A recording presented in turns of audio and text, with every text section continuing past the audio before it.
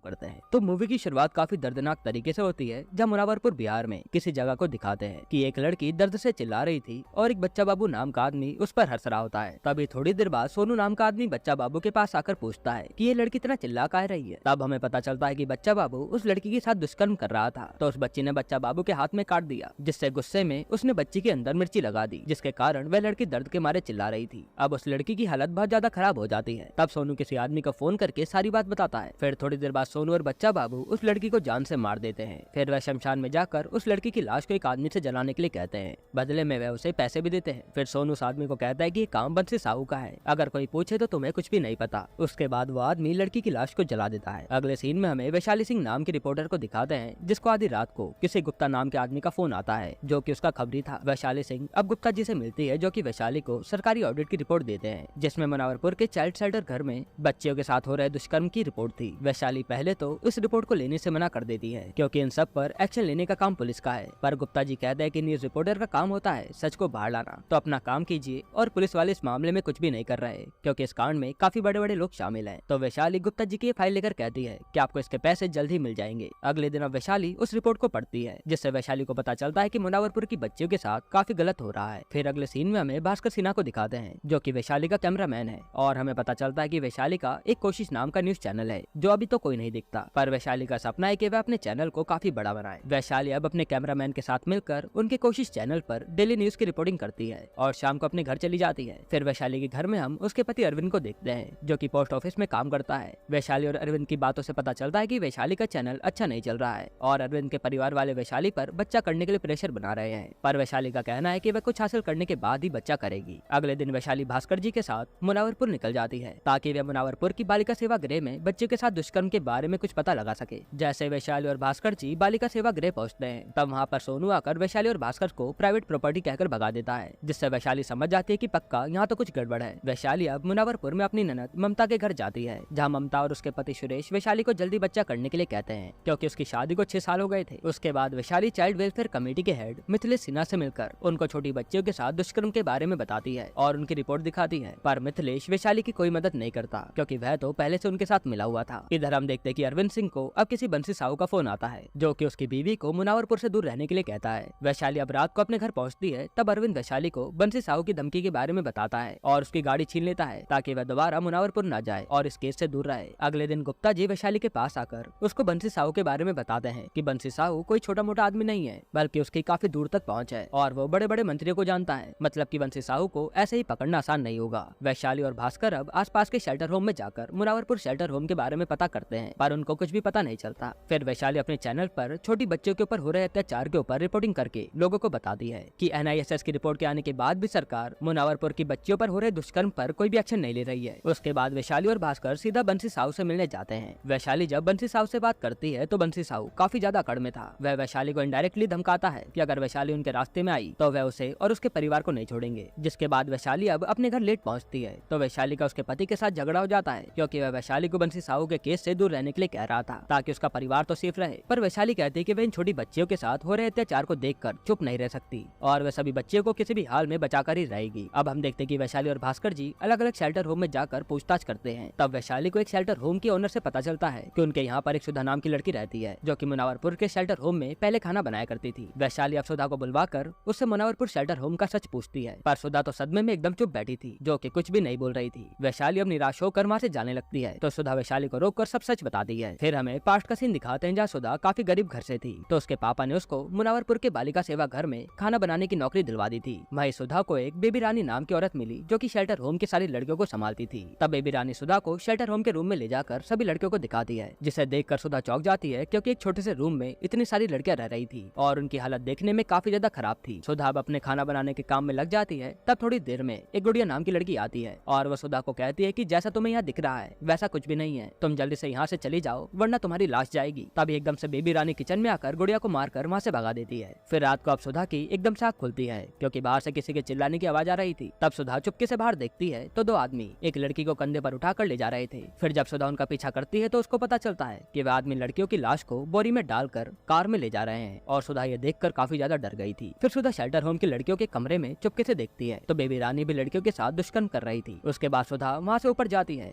तो वहाँ child welfare committee का हेड मिथिलेश भी एक लड़की के के साथ दुष्कर्म कर रहा था, जिसे देखकर सुधा को अब सब समझ आ गया था कि इस बालिका सेवा घर में लड़के के साथ क्या क्या होता है। फिर वह चुपके से अपने रूम में जाकर रोने लगती है। अगले दिन बंसी साहू उस शेल्टर होम में आता है जहाँ वह सुधा से मिलता है। तब बेबी रानी सुधा को बताती है कि वह बंसी साहू है, जो कि शेल्टर होम का मालिक है। अगर तुम इसको खुश रखोगी तो ये तुम्हें खुश रखेगा। थोड़ी देर बाद सुधा जब लड़कियों को खाना खिला रही थी, तब वह देखते कि बंसी साहू के आदमियों ने एक लड़की को पीटकर घायल किया हुआ है, जिससे वह समझ गई थी कि उसे मौका मिलते ही यहाँ से निकलना होगा, नहीं तो उसके साथ भी ये लोग यही हाल करेंगे। अब एक दिन सुधा को आखिरकार मौका मिलता है और वह मुनावरपुर शेल्टर होम से अपनी जान बचाकर भाग जाती है, जिसके बाद वो यहाँ पर आ गई थी। अब ये सब जानने के बाद वैशाली को बंसी साहू और शेल्टर होम की सारी सच्चाई पता चल गई थी, जिससे उसको उन लड़कियों के बारे में काफी बुरा लगता है और वो सोचने में लग जाती है कि वो कैसे इन लड़कियों को बचा सकती है। अगले सीन में वैशाली अरविंद की बहन के पति सुरेश से मिलकर उसको बंसी साहू के खिलाफ पीआईएल फाइल करने के लिए कहती है, पर सुरेश इस पर कुछ भी नहीं बोलता क्योंकि वह बंसी साहू की पावर को जानता था। तो वैशाली उसे वहाँ से सुनाकर चली जाती है। फिर कुछ दिनों बाद सोनू बंसी साहू को आकर बताता है कि किसी ने हम पर पीआईएल फाइल की है, जिससे बंसी साहू का दिमाग खराब हो जाता है क्योंकि अगर केस फाइल हो गया तो वह फंस जाएगा। इसलिए वह बृजमोहन सिंह नाम के मिनिस्टर के पास जाता है और उनको सारी बात बताकर इस मैटर को किसी भी हाल में दबाने के लिए कहता है, जिस पर बृजमोहन कहता है कि कोई बात नहीं, वह इस मैटर को संभाल लेगा। यहाँ बंसी साहू को पता था कि बृजमोहन सिर्फ अपने बारे में सोच रहा है, इसलिए बंसी साहू बोल देता है कि अगर वह फंसेगा तो वो अपने साथ सबको ले डूबेगा। इधर वैशाली भास्कर जी को उनकी न्यूज को सोशल मीडिया पर वायरल करने के लिए कहती है, ताकि वह बंसी साहू की पोल खोल सके कि वह लड़कियों के साथ क्या क्या करता है। सोनू अब बंसी साहू के पास आकर बताता है कि उसने पता लगा लिया है कि उनके खिलाफ पीआईएल किसने फाइल की है, और वो कोई और नहीं, उनको वैशाली की नंद का पति सुरेश लगता है, क्योंकि वह वकील था। अगले सीन में हम देखते हैं कि वैशाली हॉस्पिटल जा रही है क्योंकि बंसी साहू के आदमियों ने सुरेश को काफी बुरी तरह से मारा है। वैशाली अब अपनी ननद से बात करके पुलिस स्टेशन जाती है और बंसी साहू के ऊपर एफआईआर करने लगती है। तब पुलिस वाले बंसी साहू के ऊपर एफआईआर नहीं लिखते क्योंकि बंसी साहू का एक हुक्म से उनकी नौकरी जा सकती थी। वैशाली अब सुरेश से मिलती है तो हमें पता चलता है कि सुरेश ने कोई भी पीआईएल फाइल नहीं की है और सुरेश वैशाली को खूब सुनाकर उसके परिवार से दूर रहने के लिए कहता है ताकि उसकी फैमिली तो सेफ रहे। फिर हम देखते हैं कि वैशाली का हस्बैंड अरविंद अब वैशाली के सपोर्ट में आ गया है क्योंकि अरविंद को पता चल गया था कि वैशाली बिल्कुल सही कर रही है। फिर भास्कर जी अब वैशाली को उनके शहर की नई एसएसपी जसमीत कौर के बारे में बताते हैं, जो कि एकदम जाबाज और सच्ची पुलिस वाली है और वह उनकी केस में मदद कर सकती है। अगले दिन वैशाली भास्कर जी के साथ एसएसपी जसमीत कौर से मिलकर उनको फाइल दिखाती है। तब जसमीत को बंसी साहू के केस के बारे में पहले ही पता था, जो कि उन्होंने वैशाली की न्यूज चैनल पर देखा था। जसमीत वैशाली को कहती कि वह सिर्फ शक के बिहाफ पर बंसी साहू को गिरफ्तार नहीं कर सकते और जो ये रिपोर्ट वैशाली ने दी है वह झूठी भी तो हो सकती है। फिर जसमीत कहती है कि उनको बंसी साहू के खिलाफ ठोस सबूत निकालने होंगे, तभी वह उसको अरेस्ट कर पाएंगे। पर फिलहाल जसमीत सोनू को अरेस्ट करवाने के लिए कहती है क्योंकि उसने सुरेश को मारा था। फिर थोड़ी देर बाद हम देखते हैं कि पुलिस वाले सोनू को अरेस्ट करने मुनावरपुर शेल्टर होम आते हैं, पर बंसी साहू वहाँ पुलिस वालों को धमकाकर भगा देता है। इधर गुप्ता जी भास्कर जी को बताते हैं कि पीआईएल उन्होंने ही फाइल की है, जिसकी वजह से वैशाली के नंदोई सुरेश को मार पड़ी थी। उसके बाद हम देखते हैं कि जसमीत कौर अपने सीनियर कमिश्नर को वैशाली की फाइल दिखाती है, पर वह तो कोई ऑफिशियल फाइल नहीं थी जो कि सरकार से आई हो, इसलिए कमिश्नर उस पर कोई कार्रवाई करने नहीं देते। अब रात को एसएसपी जसमीत वैशाली को अपने पास बुलाकर समझाती है कि वह बिना सबूत के कुछ भी नहीं कर सकते और बंसी साहू इतना पावरफुल आदमी है जो कि ऐसे ही पुलिस के हाथ नहीं आने वाला।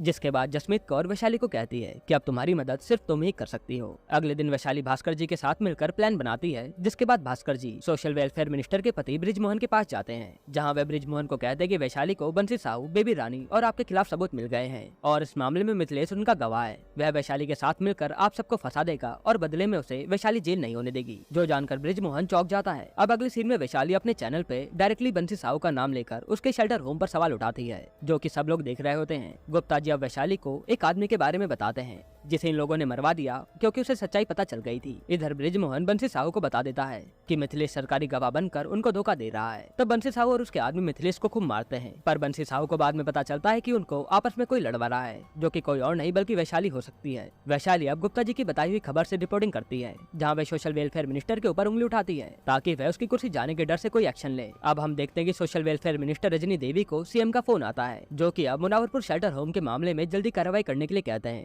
क्योंकि वैशाली की न्यूज हर तरफ फैल गई थी। वैशाली अब भास्कर जी के साथ कार में बैठी थी, तब उसको एसएसपी जसमीत कौर का कॉल आता है, जो बताती है कि बंसी साहू पर एफआईआर हो चुकी है, मतलब कि वह बच्चियों को बचा लेंगे। पर बंसी साहू बच जाएगा क्योंकि ये केस पोस्को एक्ट के थ्रू हुआ है, जो कि चाइल्ड वेलफेयर कमेटी के थ्रू जाएगी और वहाँ का हेड बंसी साहू का ही आदमी है, मतलब कि उनको अब डायरेक्ट सबूत की जरूरत है जिससे वह बंसी साहू को जेल करवा सके। और वैशाली को पता था कि वह सबूत कौन है, जो कि सुधा कुमारी थी और उसने तो अपनी आंखों से सब कुछ देखा था, इसलिए वैशाली सुधा के पास जाकर उसकी मदद मांगती है ताकि वह है मुनावरपुर की लड़कियों को बचा सके। पर सुधा नहीं मानती क्योंकि वह काफी ज्यादा डरी हुई थी। फिर जैसे ही वैशाली हार कर जाने लगती है तब सुधा वैशाली के पास आकर उसकी मदद करने के लिए मान जाती है। अब हम देखते हैं कि सुधा ने वैशाली के चैनल पर बंसी साहू और उसके सारे आदमियों के बारे में सब सच बता दिया था कि मुनावरपुर शेल्टर होम में बच्चों के साथ क्या क्या होता है, और ये अब सारी जनता देख रही थी। अब अगले दिन एसएसपी जसमीत अपनी पूरी पुलिस फोर्स के साथ मुनावरपुर शेल्टर होम आती है, जहाँ वह देखते कि शेल्टर होम के अंदर सभी लड़कियों का काफी बुरा हाल हो रखा है। फिर जसमीत अब बेबी रानी को मारती है और उसे गिरफ्तार कर लेती है। इसके बाद जसमीत सभी लड़कियों का मुंह ढककर वहाँ से बाहर निकालती है, जो कि मूवी का सबसे इमोशनल सीन था और सारे मीडिया वाले पुलिस की इस न्यूज को चैनल पर दिखा रहे थे। उसके बाद जसमीत बंसी साहू और उसके सारे साथियों को पकड़कर जेल ले जाती है। तब बंसी साहू पुलिस वैन में बैठते हुए वैशाली को देखकर हंसता है, क्योंकि उसे विश्वास नहीं हो रहा था कि एक मामूली सी रिपोर्टर ने उसे जेल करवा दी। अब लास्ट में वैशाली अपनी कोशिश चैनल पर सबको बताती है कि हम सभी को गलत लोगों और गलत चीजों के खिलाफ मिलकर उंगली उठानी चाहिए। सब लोग सोचते हैं कि वह इन सबके चक्कर में क्यों पड़े, मगर वह जानते नहीं है कि अगर ये सब उनके साथ हुआ तो कोई भी उनकी मदद के लिए आगे नहीं आएगा। फिर वैशाली कहती है कि इंसानियत ही सबसे बड़ा धर्म है, जो कि किसी को भी नहीं भूलना चाहिए और गलत के खिलाफ हमेशा उंगली उठानी चाहिए। इसी के साथ ये मूवी यहीं पर एंड होती है। दोस्तों, आपको ये मूवी कैसी लगी हमें कमेंट में जरूर बताइएगा। और मैं आपको एक छोटा सा रिव्यू दूं तो ये मूवी बहुत ही ज्यादा इमोशनल है, जहां देखकर आपको समझ आता है कि ये मूवी धीरे धीरे कितनी गंभीर होती जा रही है और इस मूवी में हर किसी ने बेहतरीन परफॉर्मेंस दी है। वैसे दोस्तों, अब इसके बाद आपको अगला एक्सप्लेनेशन कौन सी मूवी पर चाहिए